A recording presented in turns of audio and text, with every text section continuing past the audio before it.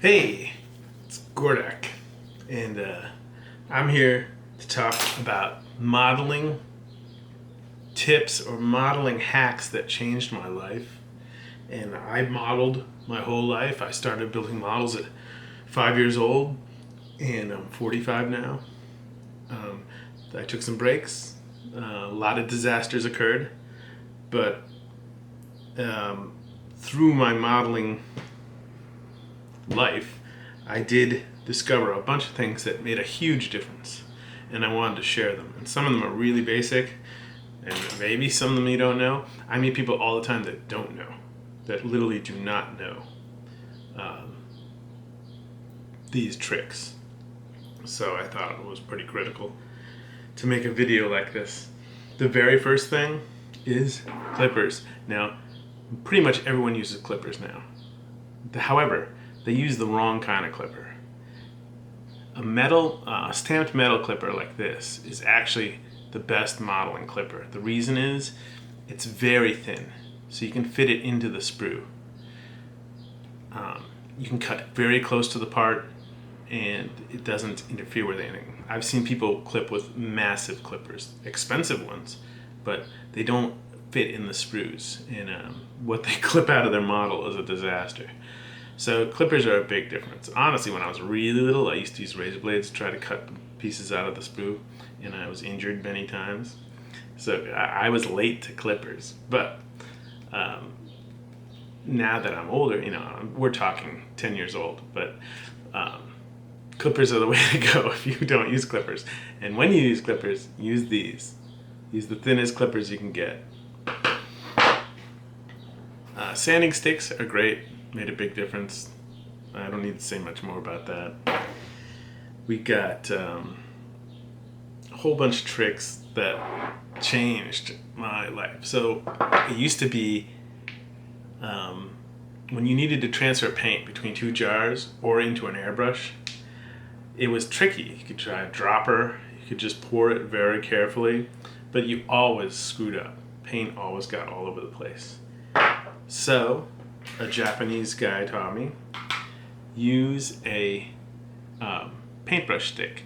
You put this paintbrush stick in a paint pot, like that. So let's say it's in the pot, right? And the paint you want to add, you touch it to that paint stick, it will ride straight down the stick. You will not spill a single drop of paint ever again. It's awesome. I've made bets with people at bars that I can pour one drink into another drink without spilling a single drop, and they don't believe I can do it. And then I just use a straw and do the same technique, not spilling a single drop. And this while inebriated, so it's quite effective. Another really good life-changing thing was this stuff called Formula 560, and it's like Elmer's glue, but it's not. It dries clearer and much stronger. And what's neat about it too is it's flexible. And what this stuff does is it bonds anything that's painted. So when we use our normal model glue, our testers and Tamiya model glues, it's melting the plastic together. This does not do that. This will actually, you can glue painted parts together. And where that's critical is car models. Here's a little initial D car I did. And you can't get those mirrors on without this kind of glue. You can't glue the exhaust on without this kind of glue, because you'd have to shave off the plastic so that your other plastic fits. So it basically it made my models go together much, much quicker. Formula 560. The reason that what we call this is canopy glue, and it got invented to glue airplane canopies down to model airplanes. That's what it comes from. So, but I use it for everything, and I use it for photo etch. I use it to just build just about, there's a little bit of all my models now. Before that, I literally had to go in with a razor blade and cut through my paint work to expose some plastic, and then try to get the two pieces of exposed plastic that stick together, and quite often it still didn't work. It was a disaster, and I was handling the model way more than I needed to. So Formula 560 changed everything. I love this stuff, and it's not that expensive, and it's pretty much every hobby store. There are other Canopy glue brands, but I mean, this one just is awesome. Comes in a big bottle, and I usually apply it with the tip of a the end of a paintbrush, and it's good for rigging on ships. It's good for canopies, of course. I mean, and especially automotive models, where those are the models where you paint the parts before you assemble the kit, and that's how you have to do these models, because you have to paint that before you assemble it. You're not going to mask that. And then, of course, you're polishing the crap out of the thing, so you don't want to handle it too much. Like this ship model, all that photo etch is held on with Canopy glue. Railings, and anyway, that leads to the next thing, which is airbrushing. So airbrushes, there are people who still don't use airbrushes. They are a little bit of a pain to clean, but once you've gotten into using them, you will not go back. The finish is amazing, and like this model, because the LCS Navy ships are made out of aluminum and steel, the two metals react and corrode instantly. And when you see those ships 4 or 5 years old, they look like this, no matter what they do. And they have like this checker pattern on them, and your airbrush can do that. So, here you can make a really realistic Navy vessel that unfortunately doesn't have a very long shelf life. So airbrushes are great. They're really, really important. Here's another vehicle I did using airbrushes. It's a E75 with a 128. It's an experiment, paper panzer, and airbrush made a huge difference. Now the other thing that is awesome is layering, and I don't know quite the word for it, but you want to weather your piece, and what I use is oils. I'll do some acrylics, weather it with oil, and then I'll seal it with an acrylic varnish. This is just a random acrylic varnish, but you seal all your work, and it literally saves the wear. Then you can go in and do other weathering on top of that, and that weathering, which is enamel base, won't ruin the weathering underneath.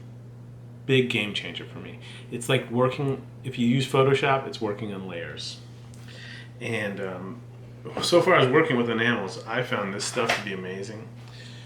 It's White Spirits by A&K, and you definitely want to experiment. You want to find a thinner that works really well with your enamel. You don't want to have an enamel that reacts poorly to whatever thinner you're using. Critical. This one happens to work really well for me. It doesn't really smell much, and makes great weathering. Highly recommend it. And what's cool about it, let's say you're doing your panel line accents. This is a great product, Tamiya panel line accent liquid. This stuff will just, if you make a mistake, this stuff will clean it right off.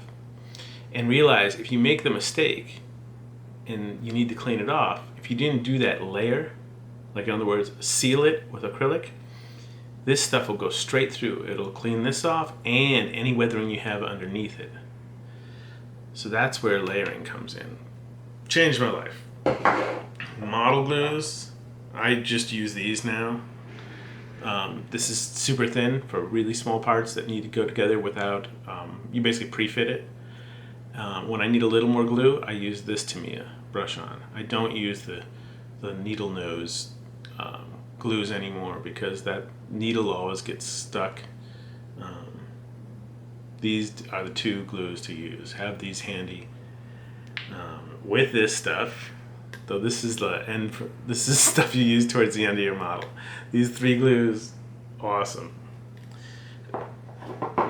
Next thing that changed my modeling life. This is actually really good. Tamiya Superfine Surface Primers. they're just to hold the detail really well. It's a great primer if you're using primer.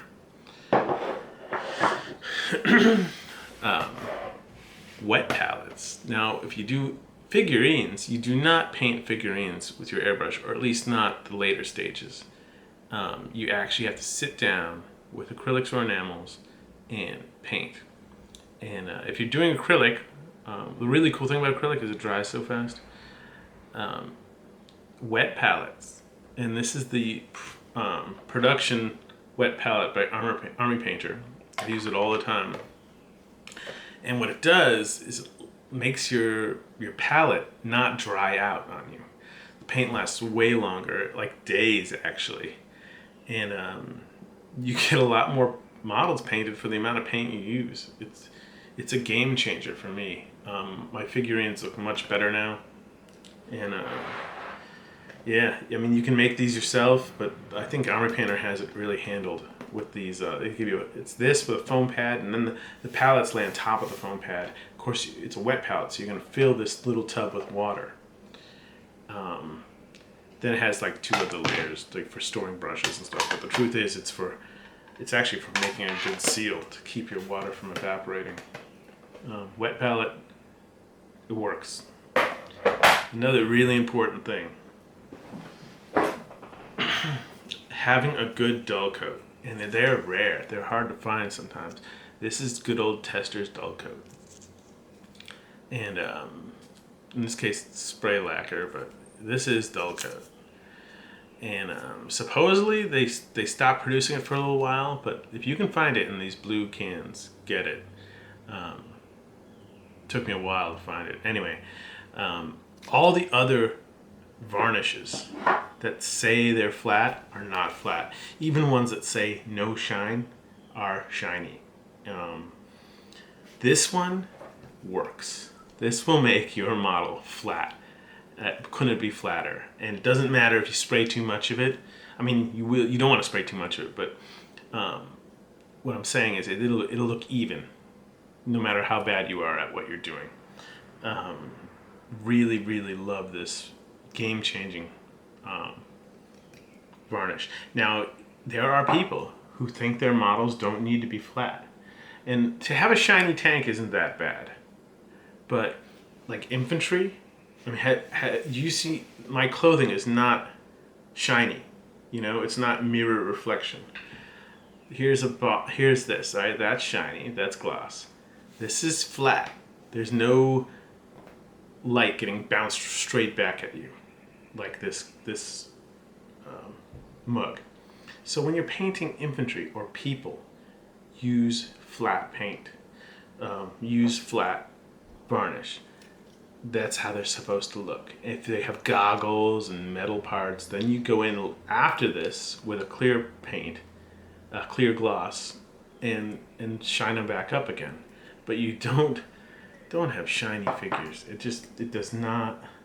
I mean, it looks toyish, and if you're going for that look, I guess that makes sense. But 99% of the time, you shouldn't be going for a toyish look.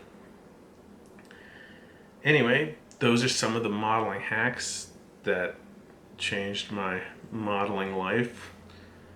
I'm sure there's others, and you know, oils are a big one that I didn't really mention. Learning how to work with oils. Yeah, there's probably more. I'm just not thinking of it right now. To me, a masking tape is the best masking tape in my opinion. And you know, this whole tank is just to me a masking tape. You can see the late war vertical pattern camo. Really late in the war, they painted Panthers this way. And so I decided it would be kind of cool to be on my E100. And sorry, it's not E100, E75. Too many E-tanks. That is only going to work with a mask. Silly Putty is actually a good mask if you don't want to do straight lines. Anyway, that's it for now. You can make suggestions on other life-changing modeling products in the comments, I guess. Thanks for watching.